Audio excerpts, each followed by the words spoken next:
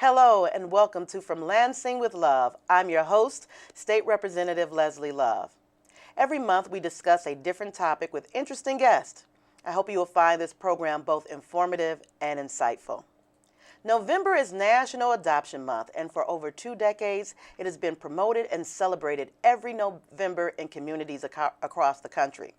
Not many things are so fraught with emotion as well as confusion, and we want to clear some of that up today. The goal of Adoption Month is to create awareness about the need for loving adoptive families, express appreciation to families that have stepped up to provide caring homes, and offer support to adoptive families. We have with us today Jessica Sweet, the statewide Adoptive and Foster Parent Recruitment and Retention Coordinator for the Michigan Department of Health and Human Services. She oversees efforts to find homes for children who have been abused or neglected and are in foster care.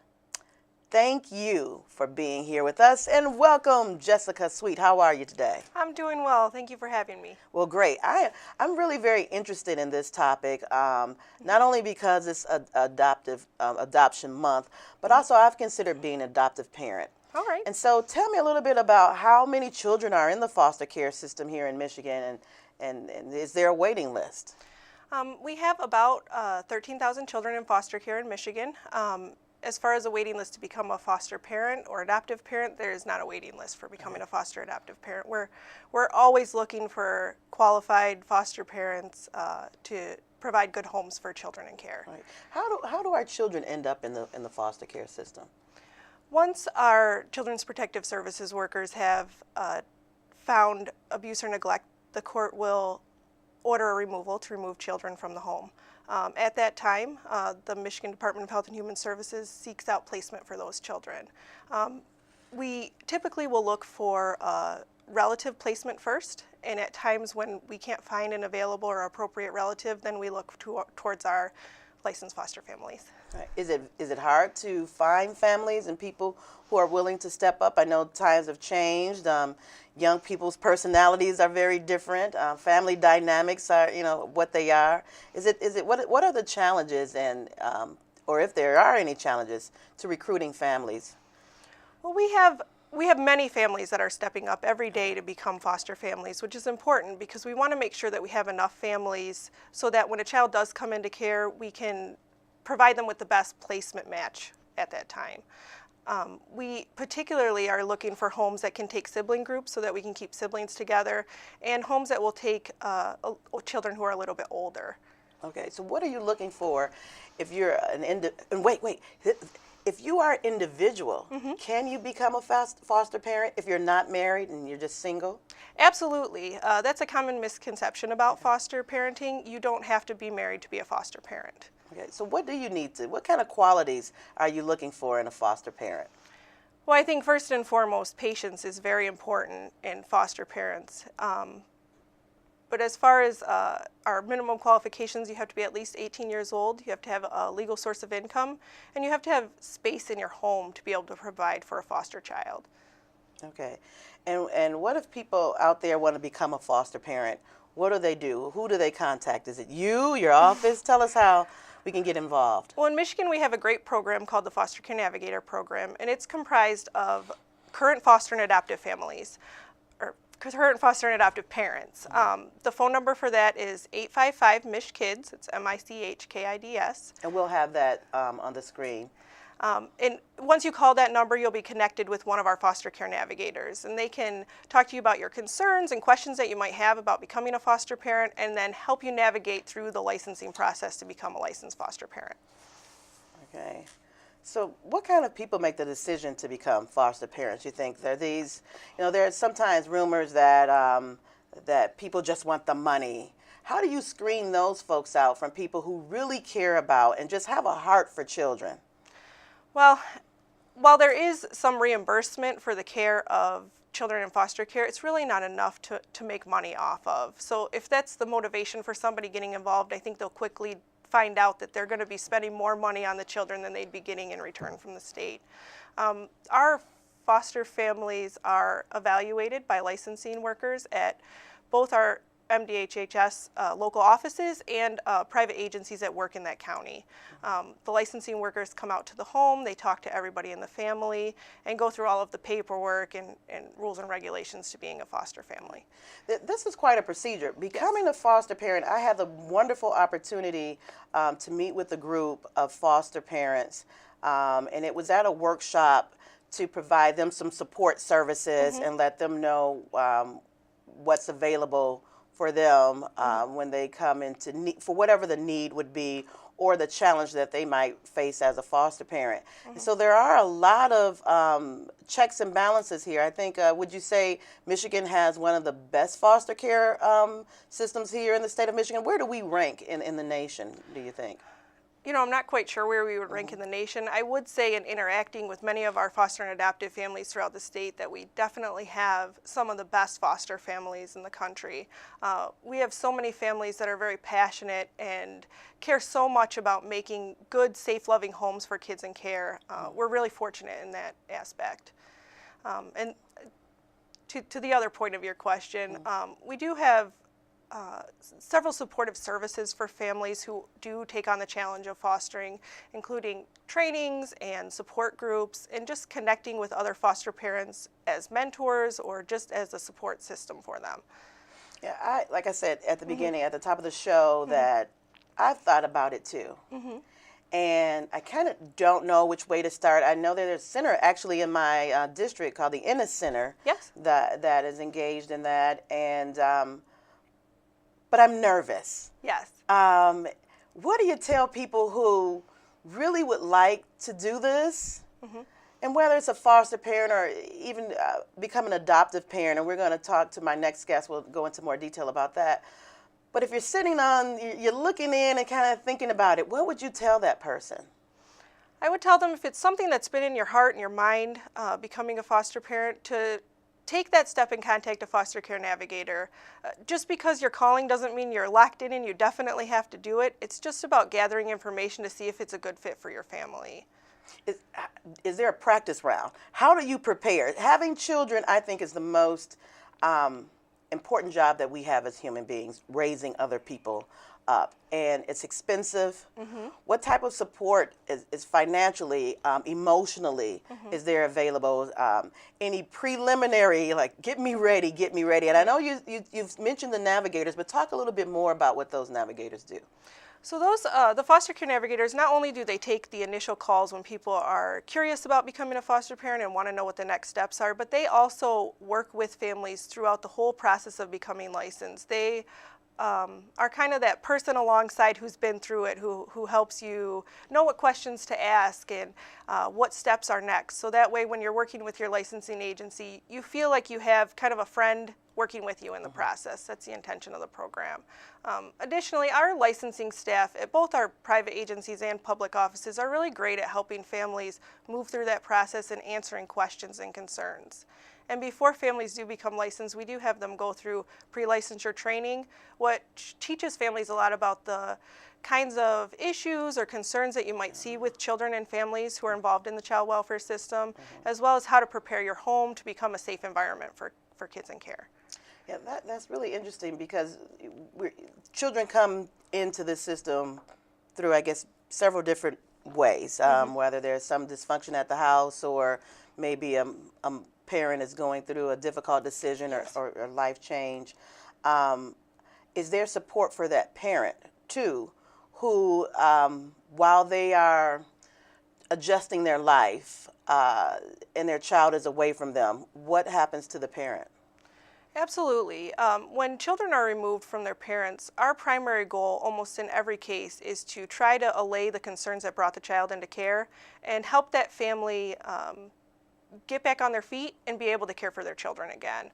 We almost always are working towards reunification with the family. And foster parents play a really important role in that. Some of our best foster families are really good at helping mentor the biological families to teach them some basic parenting skills that maybe they don't have, and help them learn how to best parent their children. So are these relationships that end up, or is it encouraged that the foster parent and the biological parent actually build a relationship, or is this just a temporary situation and they never talk, or is it adversarial, kind of like, how does that work?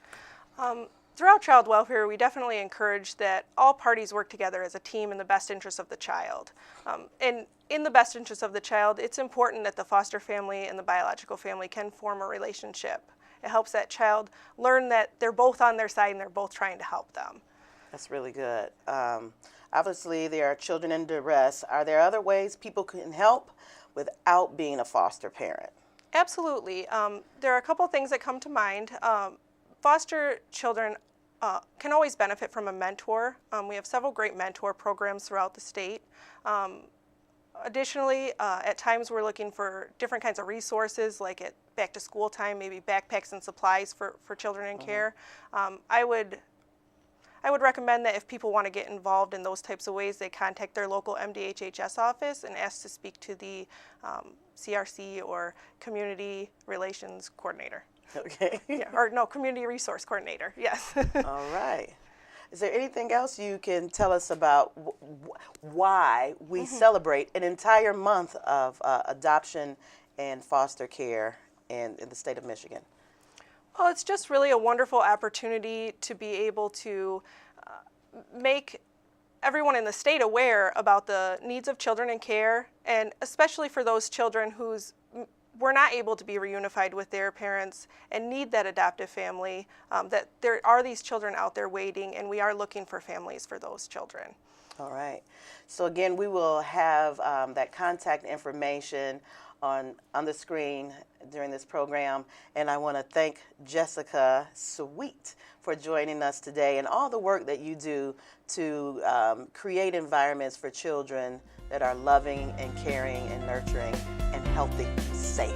So thank you so much for that. So it's time for us to take a short break. We'll be right back after this. I thought, I can't be a foster parent. I don't make enough money. My house isn't big enough. You have to be married. But I was wrong. I can provide a loving home for a child. While the parents sort things out. So I called 855-MICH-KIDS and spoke to a foster parent navigator. They answered my questions. And got me started. With one phone call, you can raise hope, foster dreams, and change a child's life. And yours. Forever.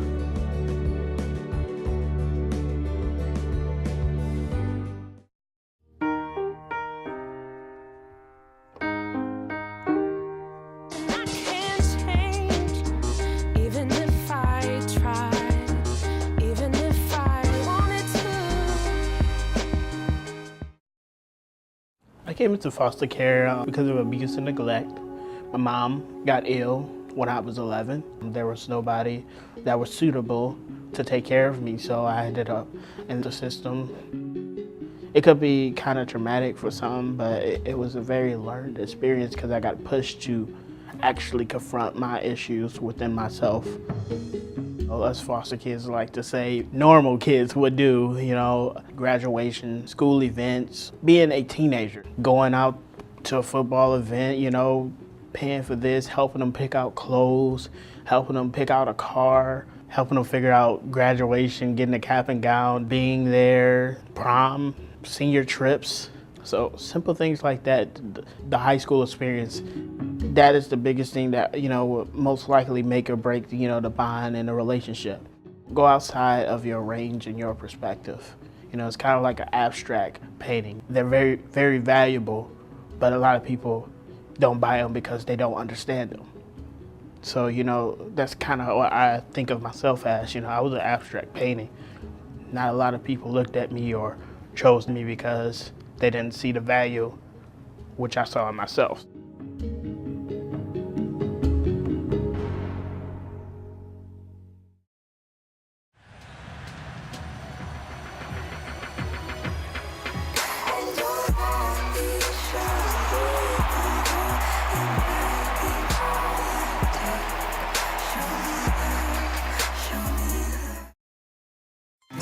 Hi, Hi, my name is Jamie, and we are a foster family. Why not? There's a need. If we want other people to do it, then why shouldn't we be the ones to take that first step and do it? The easiest way I can explain it is if you had a sister who was at a hard point in her life and she had kids that needed help and she couldn't raise them very well, you would take those kids in a heartbeat. You would love them and treat them just like they were your own. When your sister's capable of taking them back, then you would rejoice and you would be happy to see them go back because they belong with their mom. Hello, my name's Jillian and I'm 10 years old. We do foster care. We take in little kids. I like to just help them and teach them so when they grow up they can have a better life. This is what I say to them. I say that we're just having a long sleepover. I just play with them and pretend like they're my best friend. If you're considering becoming a foster parent, learn more by contacting an experienced foster parent at 855-MICH-KIDS. Welcome back to From Lansing with Love. I'm here with Michelle Para, the Program Manager for the Michigan Adoption Resource Exchange, also known as MARE. MARE is a statewide information and referral services for families interested in adopting children from foster care. Welcome, welcome, welcome, Michelle. How are you? Hi, I'm great. Thanks for having me. I am so glad you're here. So first I had Jessica, who is representing the foster care arm of this, and now you, the adoption side of it. Please tell us more about the MARE program. Okay. So the MARE stands for Michigan Adoption Resource Exchange. We are a contract of the Michigan Department of Health and Human Services, arrangement between the department and Judson Center, which is a nonprofit agency in Michigan. The MARE program, we are an information and referral service to adoptive parents or families who are interested in pursuing adoption through the foster care program in Michigan, as well as we're a resource to adoption workers who are looking for families for the youth on their caseload. So for the youth who are available for adoption in Michigan, but don't have an identified family yet. Okay, so this is a big question for me. What's the difference between a foster parent and adoptive parent? Okay. Can a foster parent then become an adoptive parent, or can you not be a foster parent and just adopt a child? So I'm going to unpack a lot of this what it means to be a foster parent versus an adoptive parent. So okay. So it's usually a fluid process. So a lot of families are they become licensed foster parents, and just naturally they adopt the youth who are in their home if they are not able to be reunited with their families. So they're foster parents, and then they turn into be adoptive parents. You don't have to be a foster parent in Michigan. You don't have to be a licensed foster parent in order to adopt, but a lot of people are, and they find that that's just a better way to go. It's similar training and similar qualifications that are needed. So if you're an adoptive parent, what do they do? If you just want to adopt a child, is your agency one that someone can say, I'd like to adopt a child, or where does that person who does not want to foster, just wants to adopt a child? Maybe they want to expand their family, or they can't have one on their own. How does that work in Michigan? So we're the place to call for families who are interested in pursuing adoption. We have what's called adoption navigators, similar to what Jessica was talking about, the foster care navigators. So our adoption navigators are adoptive parents. They've all adopted themselves, and they help families just start from the very beginning, contacting an adoption agency in their area, to attending trainings, going through that whole process of getting approved to adopt, all the way through inquiring about a child who's available for adoption and trying to find the right child for their family. So I hear a lot of conversation about foster parents and the foster care system. I've been to kids court where kids speak, where children in the foster care system who have aged out have an opportunity to speak to legislators. We pass laws that affect them, and so I wanted to hear from them, as well as I said in the other segment with Ms. Sweet, that I've also heard from foster parents. But this program, the Michigan Adoption Resource Exchange Program, is new. How long has it been around, and how do you outreach to people? Well, in Michigan, it's been around for over 20 years. The Judson Center has had this program for over 10 years, and how we're reaching people is by doing a lot of promotional outreach projects. So just to name a few, we have the Michigan Heart Gallery, and that's a photographic display of youth who are available for adoption. And this is a big part of our program. This travels throughout the entire state. So we have a volunteer photographers throughout, even the Upper Peninsula, so throughout the entire state that take photos, really nice photos of these youth who are available for adoption. It's usually a great day for these youth to have just good photos taken of them. And then we have a display made with these photos. Every year we have a grand opening. And the kids are invited, and the public and the families are invited to hear different speakers and to see the new Heart Gallery display. Okay. So this just one of our outreach projects. So I'm going to go back to something you just said a little bit earlier. I want to become a parent. Mm-hmm. And you mentioned that typically people will come through foster care. You are a foster parent first, and then you adopt. What is that translation? How does that translate? And walk me through that process. Well, in Michigan, so you would be a licensed foster parent, and then you'd have to go through a different assessment to become the adoptive parent of that child. So it's a very, like I had said, it's a very fluid process and can be quite natural for those families and the child, because the child's already living in that home. Is that very expensive?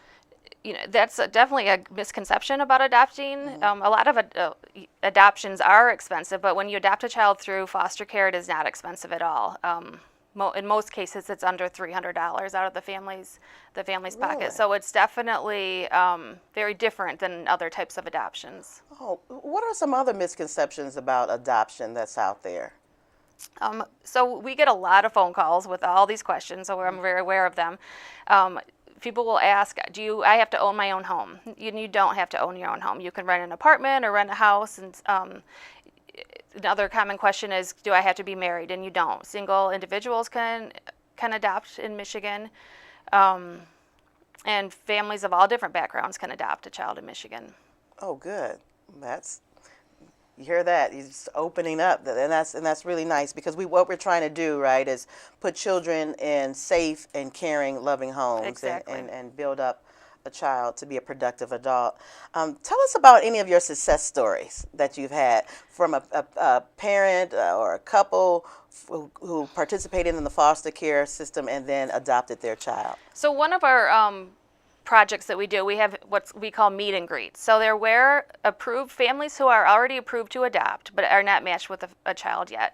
They come to these events, as well as youth who are available for adoption but aren't matched with a family yet. So we have usually at least one a month. So we do these throughout the entire year.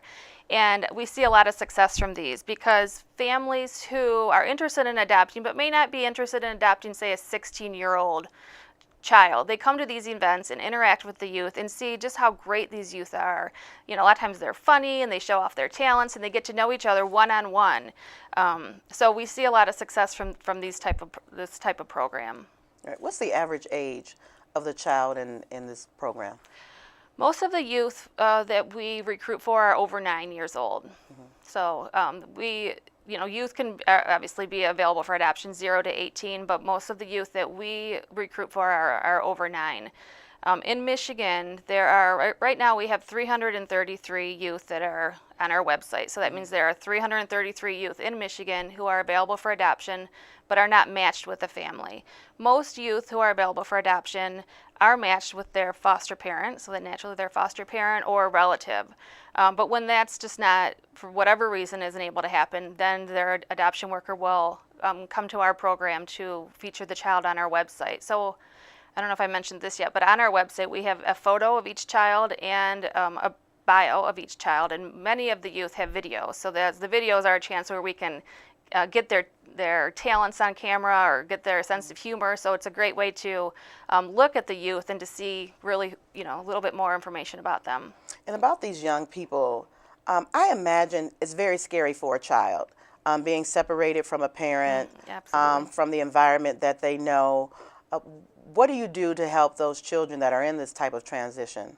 So when we're working with youth, we just really want to prepare the youth and try to get them to let them have a say in their own recruitment. So youth are presented with all the different types of recruitment that we can do for them, and we explain to them, and their adoption workers explain to them what type of recruitment options they have, and then they ask them which ones they want to participate in. So they could really feel that, at least in this one aspect of their life, that they have control over.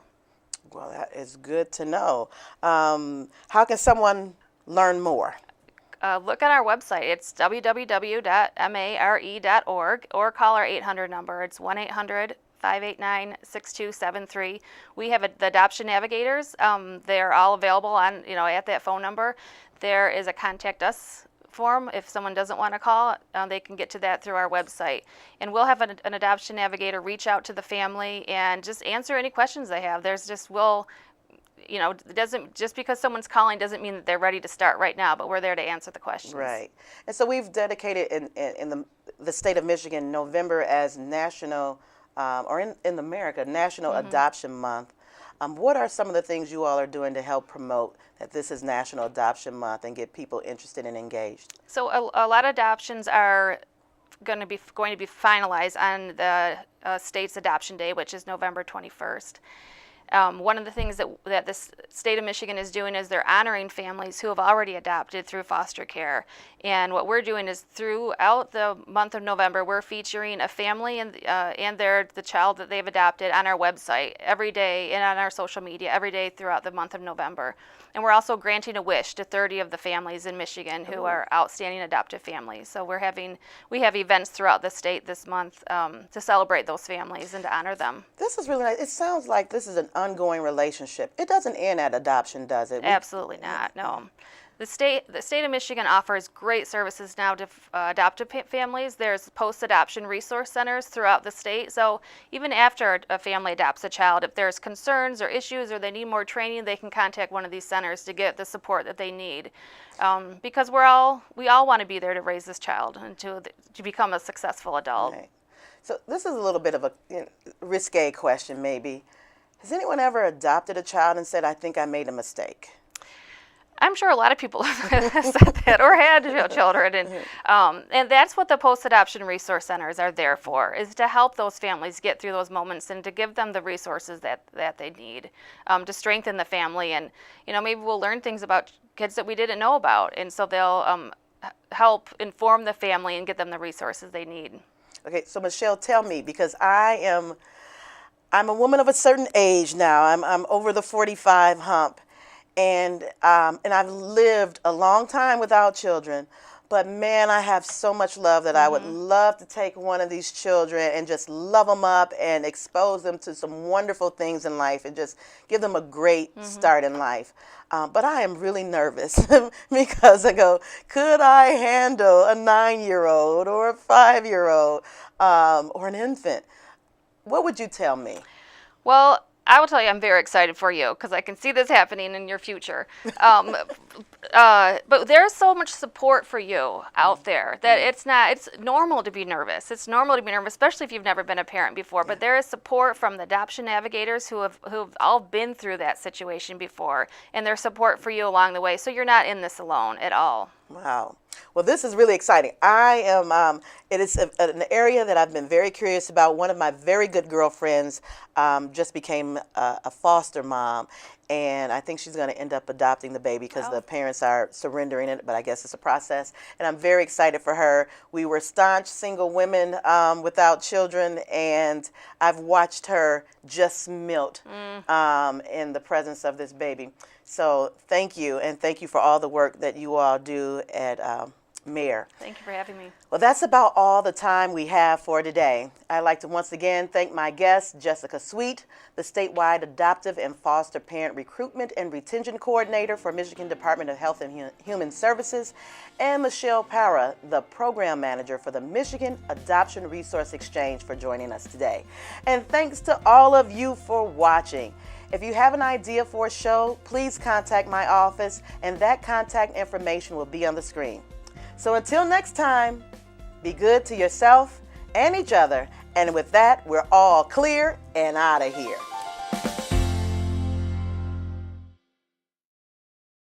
I thought, I can't be a foster parent. I don't make enough money. My house isn't big enough. You have to be married. But I was wrong. I can provide a loving home for a child. While the parents sort things out. So I called 855-MICH-KIDS And spoke to a foster parent navigator. They answered my questions. And got me started. With one phone call, you can raise hope, foster dreams, and change a child's life and yours forever.